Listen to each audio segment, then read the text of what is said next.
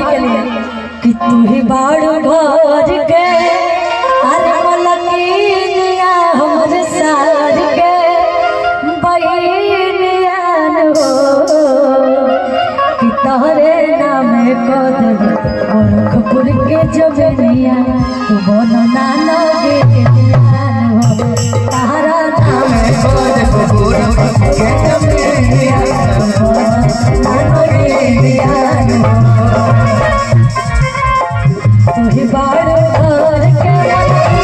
हमर सार के बहिनिया हो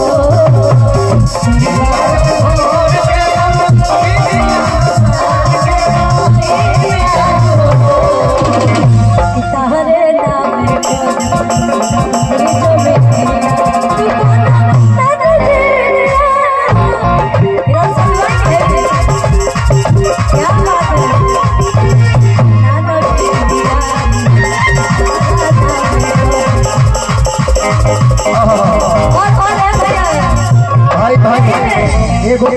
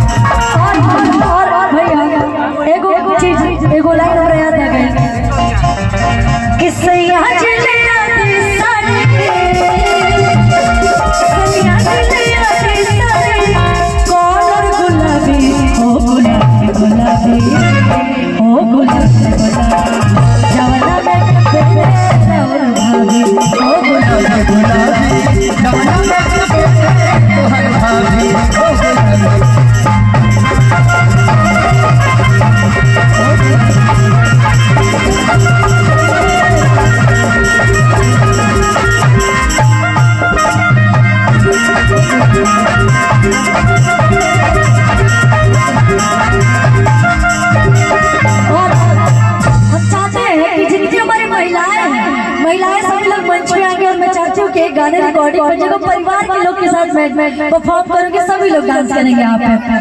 सभी परिवार के लोग सब नहीं जाए आप लोग आइए मैं आप लोग को लेने आऊँ सभी लोग आए यहाँ पे भाभी लोग तो है सर किस बात की भाई सभी परिवार के लोग यहाँ पे इकट्ठे हैं और अब जाएंगे भाभी लोग ही जाएंगे भौजाई लोग कहीं ना जाएंगे और एगो रिकॉर्डिंग पर जी सभी लोग डांस करेंगे बिल्कुल भाभी का आदेश है तो बिल्कुल अरे एकदम होई हमारा समय कहीं हो कौन होई ना।